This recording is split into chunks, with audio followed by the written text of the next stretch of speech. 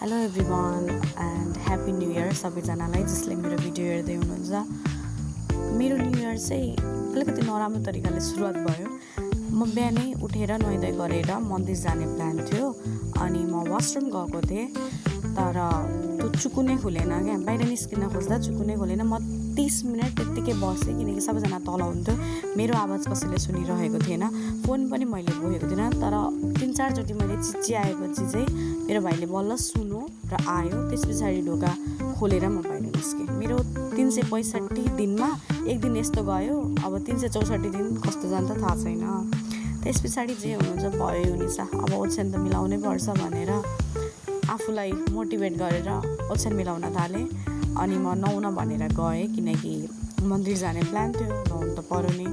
अनि म यति हतारमा हुन्छु कि जहिले म कहिले भिडियो नै बनाउन पाउँदिनँ क्या।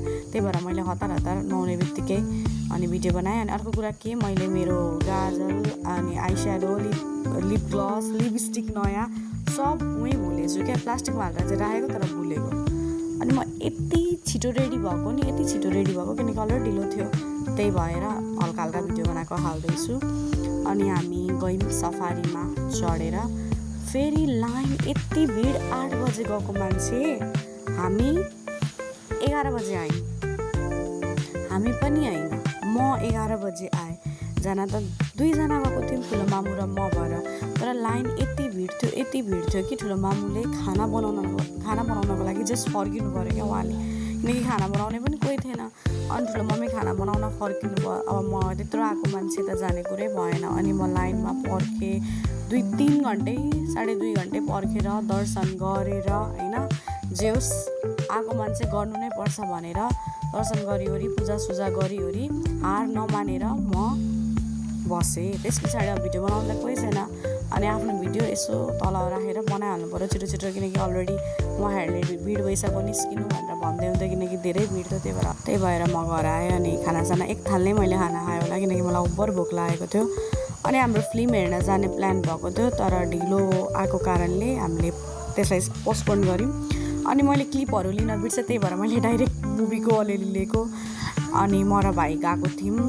अनि बल्ल 2 घन्टा पछाडि इन्टरभल आउँछ क्या। त्यति धेरै लामो 4 घन्टाको थियो होला सायद। अनि म वासरुम गएर यसो बनाइदिउँ न त भिडियो भनेर। मसँग जागर पनि थिएन तर पनि। अनि यो सिन चाहिँ मलाई ओभरअल अरूभन्दा अलिक राम्रो लागेको थियो क्या। लाइक अलिक इमोसनल त थिएन, तर यो मुभीभरि चाहिँ अलिकति यही पार्ट चाहिँ सायद इमोसनल थियो होला जस्तो लागेको थियो मलाई। अनि त्यही भएर मैले क्लिप लिएको थिएँ।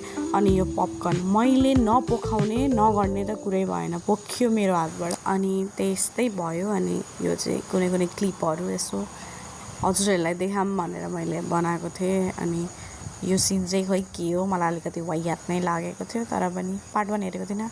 अनि मेरो भाइले चाहिँ मुभी हलमा गएर के खान्छ दादा, निम्बु पानी, केही भन्न सकिनँ। अलमोस्ट यो चाहिँ लास्ट पार्टमा आइसकेको थियौँ हामी।